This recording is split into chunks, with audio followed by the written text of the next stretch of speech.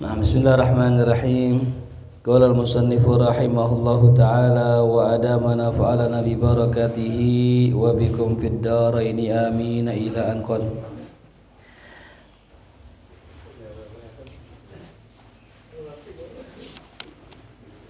Rawaina fi sahih Muslim an Ka'bin itu ya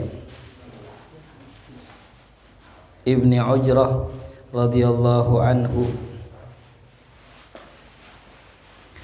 an Rasulillah sallallahu alaihi wasallam annahu qala mu'aqibatun la yakhib qailuhunna aw fa'iluhunna dubura kulli salatin maktubah salasan wa salasina tasbihatan wa salasan wa salasina tahmidan wa arba'an wa thalathina takbirah. Diriwayatkan dalam Sahih Muslim dari Ka'ab bin Ujrah radhiyallahu anhu dari Nabi kita Muhammad sallallahu alaihi wasallam, ada amalan yang kalau dibaca la yakhib qailuhunna, enggak bakal ya rugi, enggak bakal ya sengsara orang yang mengucapkannya au fa'iluhunna atau yang ngerjainnya. Itu ya, ada bacaan yang kalau orang baca enggak bakal sengsara. Nah ini cakep banget bahasanya ya. Nggak bakal kecewa, nggak bakal kecewa. Apa itu? Dubura kulli salatin maktubatin, yang dibaca setiap selesai ya salat maktubah, salat fardu. Apa? Salasan wa salasina tasbihatan, 33 kali tasbih. Wasalasan ya wasalasina tahmidatan, 33 tahmid. Wa arba'an wa thalathina takbiratan, dan 34 takbir. Nah, jadi ada perbedaan tuh. Ya. Kalau subhanallah 33, alhamdulillah 33, Allahu akbarnya 34. Itu enggak boleh lebih, enggak boleh kurang. Ya, kudu pas. Ya. Nah, jadi ada khilaf ya. Jadi ada yang mengatakan ya dibacanya itu 33 semua. Ada yang dibaca itu 10 ya. Ada yang dibaca ya 33 dan ujungnya 34. Wa rawaina fi sahih Muslim an Abi Hurairah radhiyallahu anhu an Rasulillah sallallahu alaihi wasallam. Ya. Qala man sabbahallaha fi duburi kulli salatin salasan wa salasina. Siapa yang baca tasbih setiap selesai salat 33. Hamidallah, dia baca alhamdulillah salasan wa salasina 33. Wa kabbarallah salasan wa salasina, takbir 33. Wa qala tamamal mi'ati, dan dia baca pada 100 yang sempurnanya, la ilaha illallah wahdahu la syarikalah lahul mulku wa lahul hamdu wa huwa ala kulli syai'in qadir. Apa ganjarannya? Ufirat khotoyahu, akan diampuni segala kesalahan-kesalahannya. Wa in kanat mithla zabadil bahri, meskipun sebanyak buih di lautan. Ya, dibaca 33 tuh ya. Kemudian warwaina fi sahih Bukhari fi awail kitabil jihad an Sa'ad ibn Abi Waqqas radhiyallahu anhu anna Rasulullah sallallahu alaihi wasallam yata'awwad dubur as-salah bi haula'il kalimah. Dalam riwayat yang lain kata Sayyidina Sa'ad bin Abi Waqqas, Rasulullah itu punya kebiasaan berta'awud, berlindung dengan beberapa kalimat. Apa itu? Allahumma inni a'udzubika minal jubni wa a'udzubika an arudda ila arzalil umri wa a'udzubika min fitnatid dunya wa a'udzubika min azabil qabri. Ya, ini bisa gitu baca pada setelah sholat atau pas tahiyat akhir. Tapi ada tuh satu kisah ceritakan ada seorang anak muda lagi duduk di masjid. Pada saat itu ya keadaannya sedang waktu duha. Dimana kalau di waktu duha itu orang-orang pada ke pasar, pada dagang, pada nyari duit. Tapi ada anak muda lagi ngejogrok di masjid, dia mukanya murung, mukanya sedih. Lantas baginda Rasul ngelihat tuh orang, Rasul panggil, fulan, kenapa ente kok sedih banget? Kurang lebih begitu dialognya. Lantas dikatakan, ya Rasul, ya bagaimana saya nggak sedih? Saya punya banyak utang. Saya pengen kerja, pengen keluar nggak bisa. Saya masih banyak tanggungan. Kata Rasulullah, mau nggak saya ajarkan satu amalan yang kalau anda baca di pagi hari, sore hutangmu lunas. Ya, sore hutangnya lunas. Bismillah.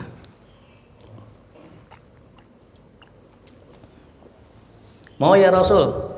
Apa bacanya? Baca nih, Allahumma inni a'udzubika minal hammi wal hazan. Ya Allah, aku berlindung kepadamu daripada rasa galau dan sedih. Wa a'udzubika minal ajzi wal kasal. Aku berlindung kepadamu dari rasa lemah dan malas. Wa a'udzubika minal jubni wal bukhul. Aku berlindung kepadamu dari pengecut dan bukhul, pelit. Wa a'udzubika min ghalabatid dain wa qahri rijal. Aku berlindung kepadamu daripada hutang dan dikuasai oleh orang lain. Nah, itu ya. Nah, ini kalau kita punya hutang, baca hadirin ya. Nah, pertanyaannya, orang udah baca kok nggak kebayar hutangnya gitu. Yang perlu kita lihat adalah arti daripada bacaan itu. Ya Allah, aku berlindung daripada apa tadi? Sedih, galau. Ini yang bisa menyebabkan rezeki kita seret. Kalau apa? Kalau kita terlalu larut dalam kesedihan. Sedih boleh, cuman jangan apa tuh? Larut banget. Nggak bisa nyari duit. Gimana mau bayar utang mikirin mantan mulu. Ya, mikirin yang udah kagak ada gitu ya. Lagi orang-orang yang ditinggal mati sama bininya, sedih gak? Sedih, cuman jangan larut, cari lagi gitu. Bener gak? Mati satu, tumbuh 1.000.000, kurang banyak deh. Yang kedua apa? Minal ajzi wal kasal. Ini penyakit orang nih, lemah dan malas tuh ya. Makanya dalam Islam kita boleh miskin, boleh kaya. Yang miskin silahkan, mau miskin pilihan pribadi. Yang kaya silahkan, boleh-boleh aja. Tapi yang nggak boleh malas. Ya, nggak ada tuh. Ya misalnya orang bilang Islam harus kaya. Oh berarti kalau harus kaya, berarti yang miskin dosa dong gitu. Nggak ada yang harusin kaya. Boleh miskin, boleh kaya, yang nggak boleh malas. Gitu. Orang sekarang nih karena udah himpitan zaman, ya apa aja dipajakin kadang kan ya. Makan di kafe pajakin, tulisannya cepek, pas bayar 120.000, kan begitu misalnya tuh. Mana duit ngepas banget lagi. Ya, pas kita rogo-rogo kantong cepean doang. Ada sih sebelah sini struk alpa gitu bukan. Kirain duit tuh. Ya, apaan aja sekarang susah. Tapi jangan kita terfokus dengan itu. Ya, kita berlindung sama Allah, ya Allah jangan sampai saya jadi orang malas. Ya, karena yang dosa itu malas hadirin. Itu. Beda ya ame orang sibuk dengan ibadah beda. Ya, karena nggak semua orang itu Allah kasih dia itu kerjaannya nyari duit. Kadang ada yang kerjaannya ngaji, nah itu. Ya. Orang kalau ngaji mulu jangan dibilang nganggur hadirin. Ada orang kerjanya ngaji doang, kagak kerja enggak, ngaji aja. Jangan dibilang nganggur, kerjaannya ngaji. Dulu ada orang nganggur di zaman Imam Haddad, pengarang Ratibul Haddad. Dia ngadu kepada Imam Haddad, ya Imam, saya nggak ada kerjaan yang bisa ngasilin duit. Apa kira-kira kerjaan yang bagus buat saya? Apa lantas yang dikerjakan Imam Haddad? Beliau ambil kitabnya, nih, lo pegang, lo ngaji sono. Disuruh apa? Ngaji. Padahal yang butuhin apa? Kenapa? Apa hubungannya ngaji sama duit? Ya. Karena Allah menjamin rezeki khusus buat orang-orang yang rajin ngaji. Tuh. Apalagi bulan Maulid ntar, itu ya rezekinya orang ngaji banyak kan tuh. Bukan cuman berkah tapi berkah. Tuh ya Allah. Garuda lagi tuh terus itu. Jelas ya tuh. Jadi berlindung daripada itu sifat itu. Nah Allah lunasin tuh utang-utang kita. Tapi hadirin, kalau masalah utang yang saya yakin dan selama ini saya jalani, saya punya utang puluhan juta lunas. Kenapa? Niat bayar. Kalau orang punya utang nggak niat bayar, kagak bakal lunas. Ya, belum kumpul duitnya udah ke puncak jalan. Ya, belum kumpul duitnya udah kepake buat beli barang dan sebagainya. Tapi kalau kita niat kebayar, nyicil aja nyicil. Gitu. Jadi selain daripada kita ikhtiar dengan doa, kita juga ikhtiar dengan usaha. Karena ikhtiar Pak ada dua, ikhtiar zahir sama ikhtiar batin. Ikhtiar batin doa, sholat duha, istighfar, sholawat, namanya ikhtiar batin. Nah, ikhtiar zahirnya apa? Nabung, kerja, usaha. Tuh, itu ikhtiar zahirnya. Jangan ikhtiar batin doang. Pengen utang lunas amalannya apa? Ini dibaca ini, tapi nggak ikhtiar zahir, nggak. Ya, mekanismenya nggak begitu. Jadi selain kita ikhtiar batin, baca sholawat, istighfar, baca wirid tadi, kita juga harus ikhtiar zahir. Itu ya. Semalam saya sampaikan hadirin begini. Ya, kata Allah, "Faman ya'mal mithqala dzarratin khairan yarah wa may ya'mal mithqala dzarratin syarran yarah." Kenapa orang ya, ketika dia tahu itu kebaikan tapi nggak dikerjain? Ini kan tahu nih ya, ini doa buat ngelunasin hutang. Kenapa udah tahu doa ini ngelunasin hutang nggak dibaca? Karena apa yang kita tahu belum jadi keyakinan. Karena tahu di sini hadirin, kalau yakin di sini. Ilmu yang kita punya kebanyakannya sifatnya baru tahu tapi belum yakin. Kalau ilmu yang kita sudah tahu nanti terproses, kita cobain, kita amalin, jadi keyakinan turun dari sini ke sini. Ya. Makanya top chairnya ilmu bukan banyak, bukan. Tapi kalau ilmu itu masuk ke dalam hati, yakin. Kalau seandainya kita sudah yakin dengan satu ilmu, maka kita amalin. Pasti diamalin. Itu ya. Termasuk tuh bacaan la ilaha illallah wahdahu la syarikalah lahul mulku wa lahul hamdu yuhyi wa yumitu. Itu kan kita baca habis subuh tuh. Ya. Siapa orang yang baca itu habis subuh nggak bakal kena apa? Kena sihir. Yakin nggak?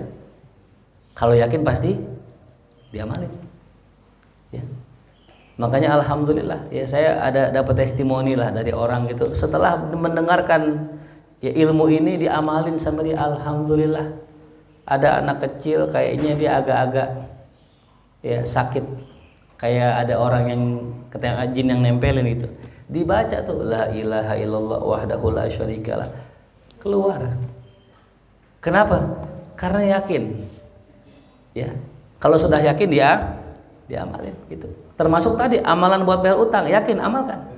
Gitu. Ya. Kenapa kalau misalnya contoh gini, nih saya kasih gelas, saya kasih racun. Ya, saya kasih apa nih? Racun. Kita bakal minum nggak? Kita bakal minum nggak? Nggak minum. Kenapa nggak minum? Karena yakin bahwa kalau kita minum kita bakal mati. Tapi maksiat kita kerjain. Ya, kenapa dikerjain? Karena kita kayaknya nggak yakin kalau orang maksiat pasti dampaknya buruk. Betul gak? Kenapa masih ada orang korupsi? Itu kan lagi sekarang lagi musim orang korupsi nih ya. Kemarin yang OTT itu ketangkap berapa triliun tuh, berapa miliar tuh. Ya. Apa? 7 motor tuh, mobil mewahnya berapa tuh? Pertanyaan saya gini, kenapa orang masih ngerjain maksiat? Jawabannya karena kalau dia maksiat nggak kenapa-napa. Buktinya banyak orang yang korupsi selamat gak? Banyak gak? Banyak yang nyolong nggak ketangkap gak? Banyak. Karena nggak kenapa-napa kata dia, maka orang terus maksiat. Ya. Banyak orang zina nggak kenapa-napa, terus saja zina begitu. Padahal hadirin, kalau kita cermati, tidak ada satupun maksiat kecuali ada balasannya. Pasti ada balasannya. Yang urusannya urusannya duit akan dibalas duit. Yang urusannya kehormatan akan dibalas kehormatan. Itu pasti. Saya pernah kisahkan dulu ya, kalau nggak salah tentang Nabi Musa alaihissalam. Nabi Musa ngadu sama Allah, ya Allah, tolong perlihatkan keadilanmu kepadaku. Kata Allah, ya Musa, ente nggak bakal sanggup lihat keadilan saya. Enggak ya Allah, sanggup saya. Ya udah, kalau ente sanggup, ente ngumpet di belakang batu di pinggir sekali itu, di pinggir sungai. Jangan ngomong apa-apa, cukup lihat. Jangan ngomong, jangan komentar, lihat aja. Nggak lama Nabi Musa ngumpet. Ketika ngumpet, lewatlah tuh ada seorang pangeran mampir ke pinggir kali karena dia ngambil air buat minum. Selesai, dia punya kantong isi duit jatuh di situ. Jalan dia tuh nggak sadar tuh duitnya jatuh. Selepas dia jalan, datang lagi dua anak kecil lagi main berdua abang adek. Dilihat di pinggir kali ada apa tuh? Ada duit, dipungut sama dia, diambil sama dia, girang pulang bawa apa tuh? Bawa duit. Nah nggak lama ya ada kakek-kakek datang, ya ngambil air pengen ibadah di situ. Anak muda tadi yang jalan, pangeran tadi yang jalan ngerasa kantong duitnya jatuh. Dibalik lagi ke situ, dilihat ada siapa? Ada orang tua. Suuzon ini pangeran tadi yang ngambil duitnya siapa itu? Orang tua tanya, Pak, lihat duit saya nggak? Hah, duit? Saya nggak lihat. Orang saya baru datang nggak ada apa-apaan. Enggak, Bapak jangan bohong. Tadi saya ambil air di sini. Saya sempat naruh kantong duit saya di sini. Saya kelupaan. Pasti Bapak yang ngambil. Bukan saya nggak ngambil apa-apaan. Karena kesel, anak muda ini tadi pangeran tadi ngebunuh tuh kakek, dibunuh. Nabi Musa lihat di belakang batu. Yang ngambil siapa tadi? Anak kecil. Nabi Musa pengen ngomong cuman dilarang sama Allah. Jangan ngomong, lihat aja. Ya. Setelah dibunuh, orang tua itu mati, Nabi Musa ngadu sama Allah, ya Allah engkau nggak adil. Tuh kan kata Allah, ente nggak sanggup kan melihat keadilan aneh? Ada dari mana ya Allah? Yang ngambil duit si bocah tadi, yang dibunuh siapa? Si orang tua tadi. Kata Allah, ya Musa, itu saya sudah berlaku adil. Tahu nggak Musa dulu ya, si orang tua ini adalah pelayannya bapaknya si pemuda ini, si pangeran tadi. Berarti pelayannya raja. Ini orang tua yang tadi dibunuh dulunya pengkhianat. Gara-gara nih orang tua raja kebunuh, maka sekarang anaknya raja kebunuh itu orang tua. Nyawa dibalas dengan nyawa. Itu. Jadi kalau kita membunuh orang, ntar akan ada yang dibunuh. Gitu. Makanya kalau ada orang main santet, ya, matiin orang, ya, nggak usah dibalas hadir. Ntar pasti ada keluarganya yang disantet juga. Pasti ada keluarganya yang susah, yang mati, mengenaskan naudzubillah. Terus gimana tuh? Ya itu anak kecil ngambil duit enak banget itu. Kan tuh duit si pangeran tadi kok diambil sama anak kecil? Ya Musa, kata Allah, dulu si pangeran itu punya bapak. Bapaknya ngambil hartanya itu orang tuanya anak kecil. Karena dia ngambil hartanya anaknya ini anak kecil, orang tuanya anak kecil tadi, sekarang hartanya diambil lagi. Nyawa dibalas sama nyawa, harta dibalas sama, udah selesai. Jadi kalau ada orang ngambil barang orang nih, ada orang ngambil barang orang, yang diambil kagak tahu siapa yang ngambil. Ingat, yang ngambil entar akan diambil hartanya. Gitu. Yang nyolong akan dicolong, mancolongah culinga, gitu ya. Siapa yang nyolong akan diapain? Akan dicolong tuh. Makanya nggak ada satu dosa kemaksiatan yang nggak dibales sama Allah, pasti ada. Ya, kemarin saya cerita sama santri ya, saya dulu masih sekolah. Ya, pernah tuh lagi naik mobil, naik motor, bootstrap saya nyangkut di mobil orang. Di plat nomornya. Lagi belok nyangkut, dia nabrak motor saya gitu, nyangkut. Saya tarik aja, copot itu bootstrapnya, plat nomornya copot. Saya tinggal. Kira-kira yang rugi siapa tuh? Yang punya mobil ya. Saya kan kayaknya nggak rugi ya. Oh enggak. Kalau kita kabur dari tanggung jawab, kita nggak tanggung jawab tuh, Allah akan balas. Akan balas. Ya. Saya belum lama, berapa tahun lalu itu ditabrak sampai motor juga di puncak. Jadi dari pas kalau sekarang tuh yang dibongkar-bongkarin tuh yang tempat istirahat tuh yang di puncak itu yang sebelum tahun, saya ditabrak sama motor, hancur mobil depan saya, habis 4 juta hadirin. Ya. Mantabraka tubrika tuh ya. Siapa yang menabrak akan ditabrak. Jangan kita rasa kalau kita nggak tanggung jawab kita udah kelar. Oh udah enggak. Setiap dosa yang kita kerjakan pasti ada balasannya. Faman ya'mal misqala dzarratin syarron yarah, dia pasti akan lihat. Gitu. Maka ini yang akan memotivasi kita untuk ninggalin dosa. Kenapa? Hati-hati zalim sama orang. Hati-hati ngambil hak orang. Kenapa? Antara hak kita diambil sama orang lain. Hati-hati kita maaf. Ya, maaf ya. Hati-hati kita merenggut harga diri orang. Ya, mungkin sebagian anak muda ngerasa kalau aneh zina nggak apa-apa, yang penting nggak ketahuan. Yang penting jangan sampai ham. Nauzubillah, ngeri. Ada seorang datang ke Rasulullah, ya Rasulullah, saya pengen masuk Islam tapi saya mau zina. Saya tetap pengen berzina. Itu kebiasaan saya. Kalau kata orang sekarang free sex katanya. Lifestyle nih ya Rasul begitu. Ya. Apa kata Rasulullah? Siap. Tapi saya mau nanya ente, mau nggak ente dizinahi anak ente? Nggak mau ya Rasul. Mau nggak ente ibu ente dizinahi? Nggak mau ya Rasul. Mau nggak saudara perempuan ente dizinahi? Nggak mau ya Rasul. Bukankah orang yang anda zinahi itu adalah anak orang lain? Bisa jadi orang yang anda zinahi adalah ibu dari orang lain atau saudara dari orang lain. Itu. Dari situlah diambil kesimpulan kata Imam Syafi'i, zina adalah hutang.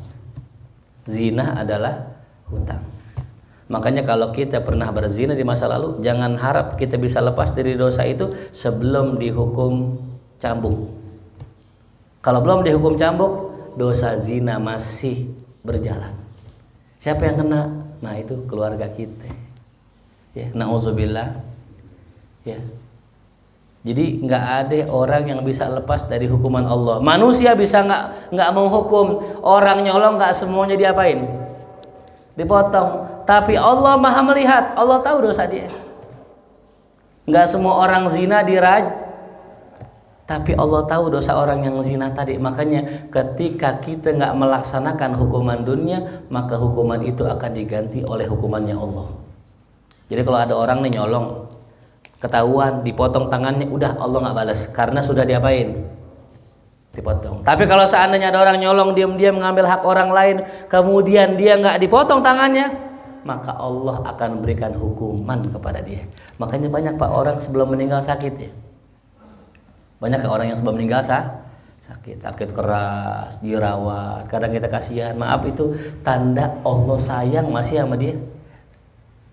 Ada saya punya tetangga tuh ngerampas hak orang lain, tanah orang disikat, meninggalnya susah. Sakitnya lama. Kasihan tuh Masya Allah. Kenapa? Karena Allah sayang sama dia. Ente kalau mati belum ada kasih sakit, pasti hukumannya gede banget ini. Dibikin sakit dulu, biar tobat, biar dosanya habis, ketemu sama Allah tuh. Ya. Nah, jadi kembali lagi tadi ini semua bergantung daripada keyakinan. Kalau kita yakin dengan satu amalan, insya Allah itu kita akan kerjakan. Tapi kalau kita nggak yakin, jangan harap kita bisa ngerjain. Warwaina fi sunan Abi Dawud wa Tirmidzi wa Nasai anna Abdullah ibni Umar radhiyallahu anhu anna Nabi sallallahu alaihi wasallam qala khaslatani aw khallatani la yuhafidhu alaihima 'abdun muslimun illa dakhala jannah. Kata Nabi Muhammad sallallahu alaihi wasallam, ada dua perkara yang tidaklah seorang muslim menjaga ini dua tadi, melainkan dia pasti akan masuk surga. Masya Allah.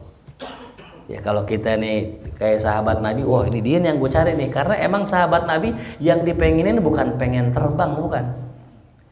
Yang dipengenin sama sahabat Nabi bukan kebal, bukan. Yang dipengenin sahabat Nabi bukan apa tuh, karomah, bukan. Yang dipengenin sahabat masuk Kalau kita kan sekarang aneh-aneh ya, dikasih amalan biar apa tuh? Mau biar terbang nih enak gua kalau ke Al-Abrar jadi nggak pakai jalan lagi, bus gitu. Enak nih kalau gua kebal nih enak nih. Kan begitu orang, bener gak sekarang? Pada pengen sakti aja. Ya. Sekarang orang yang kebal nggak nempan bacok, coba digebuk malaikat apa tuh munkar nakir, kira-kira kebal nggak dia? Hah? Pas masuk kubur, man robuka, gitu, gitu ya, kata kebal, dicambuk, wah nektok nih, gitu. Kagak ada, kena semua pasti, bengep abis tuh, nggak ada yang kebal nanti dalam kubur, nggak ada, gitu. Ya, kali gitu lagi meninggal di kapal diselipin isi muapak terus itu, kagak juga, nggak bakal kebal nggak gitu ya, nggak. Amal soleh tuh ya. Ini ya dua hal yang kalau kita jaga masuk surga. Huma yasirun, amalan ini gampang banget. Wa may ya'mal bihi maqalil, tapi orang yang ngamalin dikit banget. Aneh ya, yang diamalkan gampang, tapi yang ngamalin dikit.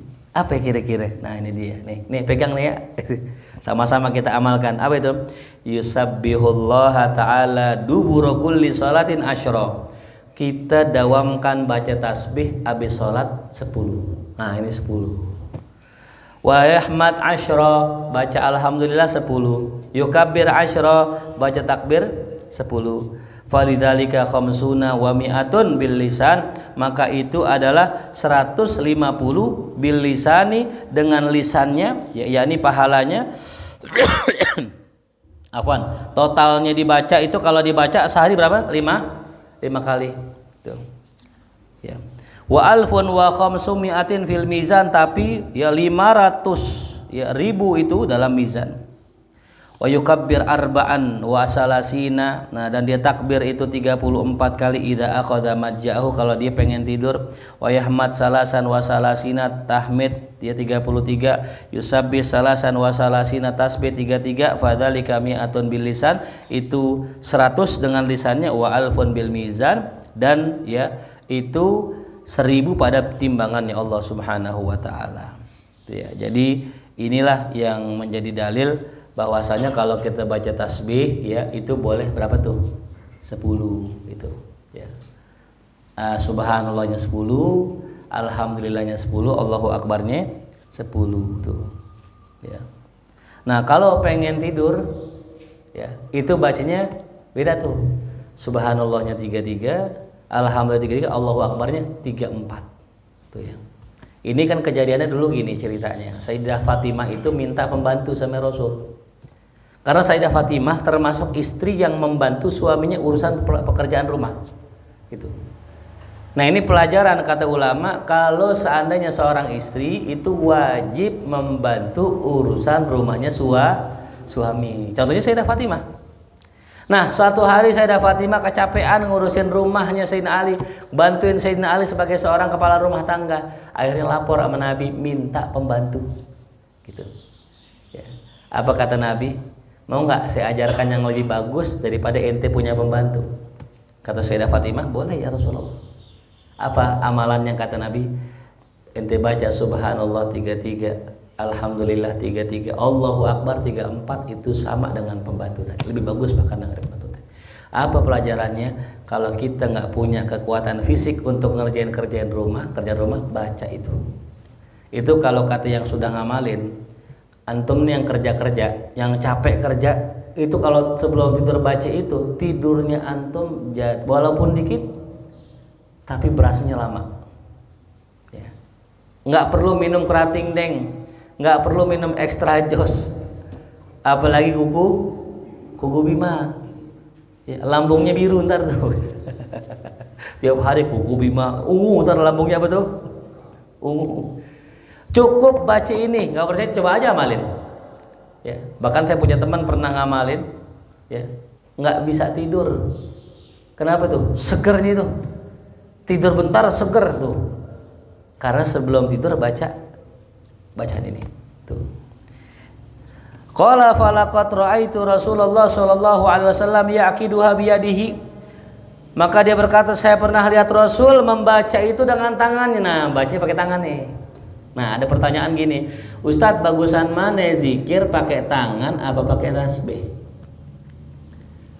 Jawabannya, kalau zikirnya bisa dihitung pakai tangan, cukup pakai tangan, lebih afdol karena ngikutin Rasul.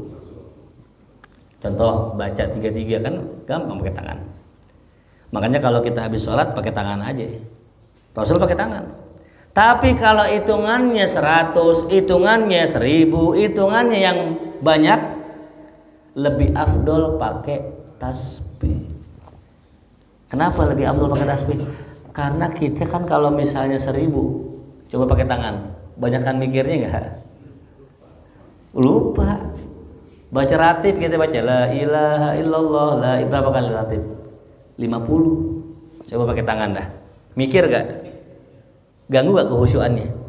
Makanya kalau yang banyak-banyak pakai apa ya? Tasbih. Kalau 33 cukup pakai tangan, 10 pakai tangan. Itu.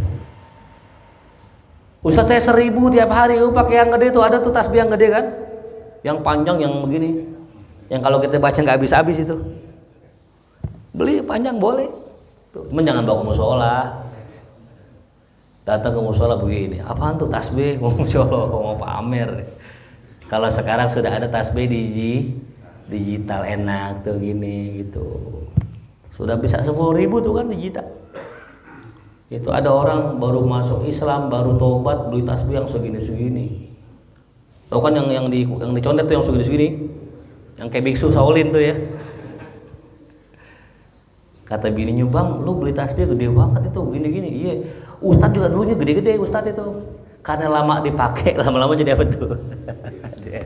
Ya kagak lah ya, namanya tasbih kalau gede ya gede aja gitu. Ya.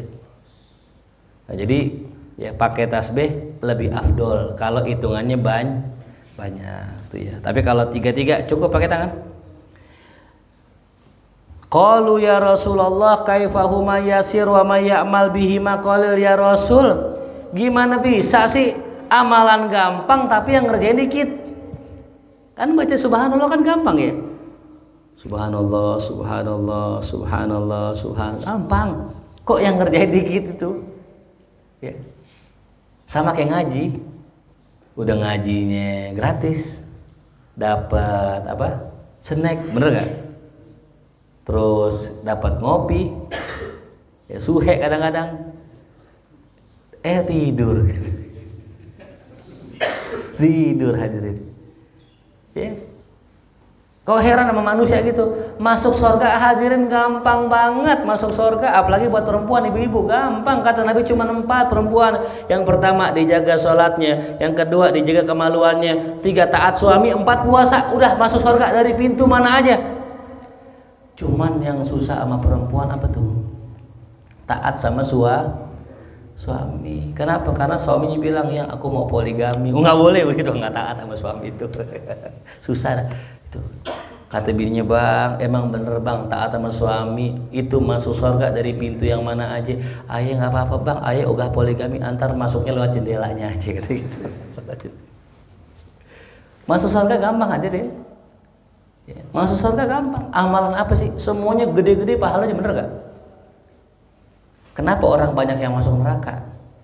Kalau istri gara-gara gak bersyukur sama suami. Saban dikasih duit kosan sama lakinya, nih duit kosan pegang buat jajan gitu. Dipegang tuh sama bininya. Sorenya bininya minta duit lagi. Yang minta duit dong buat arisan. Lah tadi pagi udah. Pelit banget. Nah, dia kata pelit. Tadi pagi udah kan duit kosan itu. Ada gak yang begitu?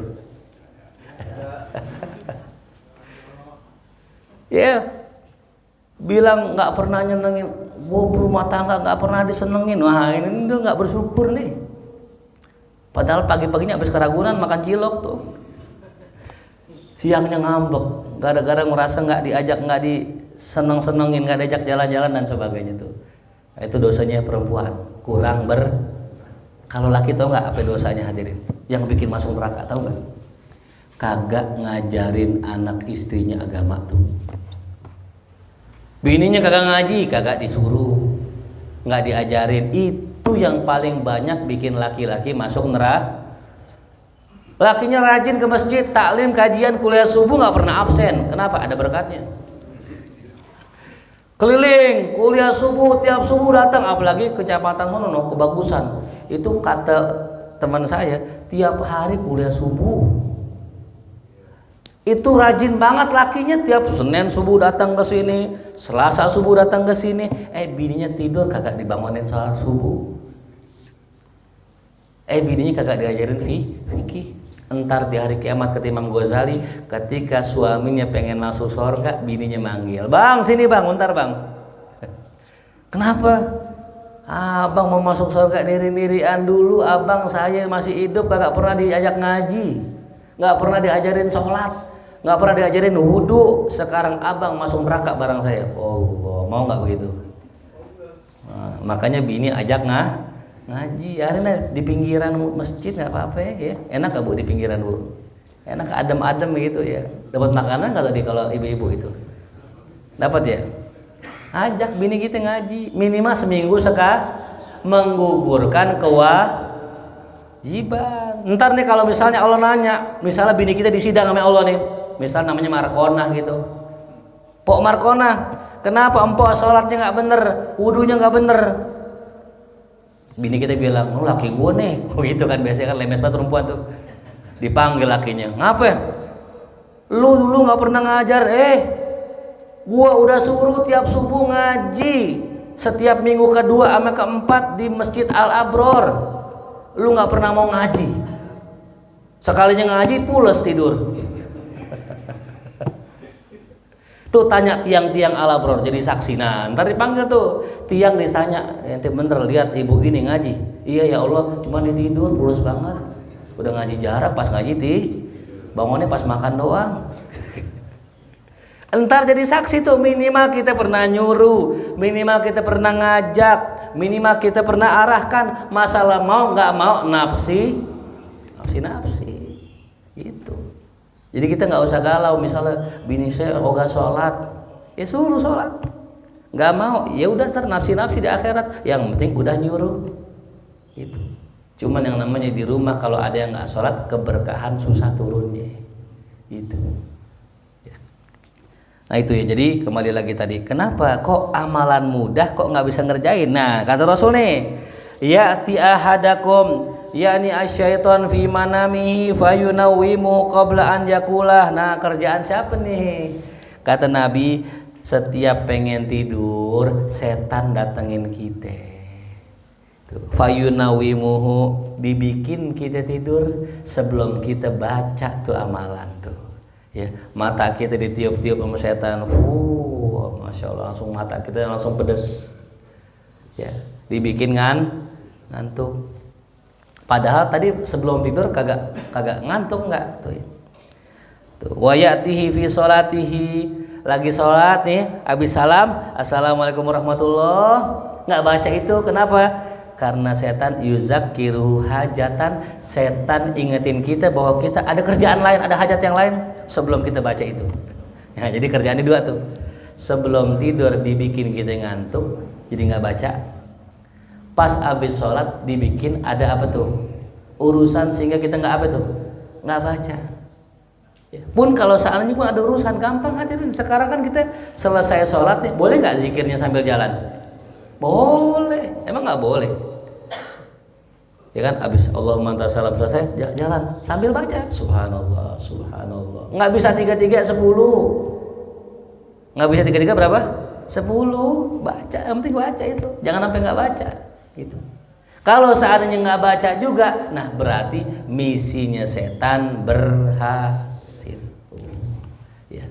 Jadi sebenarnya tadi ya masuk surga gampang, amalannya gampang, cuman ada setan.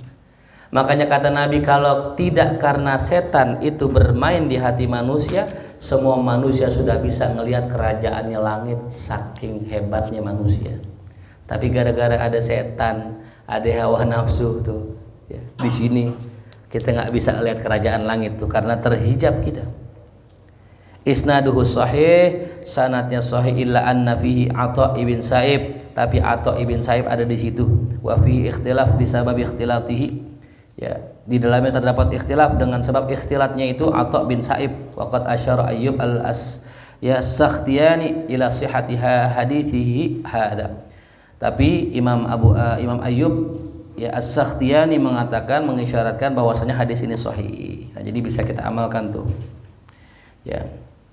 Terakhir wa rawaina fi sunan Abi Dawud wa Tirmidzi wa Nasai wa ghairihim an Uqbah ibni Amir radhiyallahu taala anhu qala amarani Rasulullah sallallahu alaihi wasallam an aqra bil muawwizatain dubura kulli salatin. Kata beliau, Rasul nyuruh saya untuk istiqomah membaca al-muawwidzatain setelah selesai daripada setiap salat. Ya. Dalam riwayat yang lain buat Abu Daud dikatakan bil muawwidzat fayam bagi an yaqra qul huwallah, qul a'udzu birabbil falaq dan qul a'udzu birabbin nas. Nah, kalau guru-guru kita ngajarinnya gini. Kalau salat yang baca ini habis subuh sama apa tuh? Habis maghrib biasanya itu ya. Tapi kalau di sini dikatakan sama Rasul enggak setiap selesai salat. Tuh ya. Nah, jadi ada anjuran untuk membaca trikul ya. Qul huwallah, qul a'udzu birabbil falaq dan qul a'udzu birabbin nas. Ini ya sekedar amalan yang bisa kita amalkan selepas kita sholat fardu. Mudah-mudahan apa yang kita kaji bermanfaat.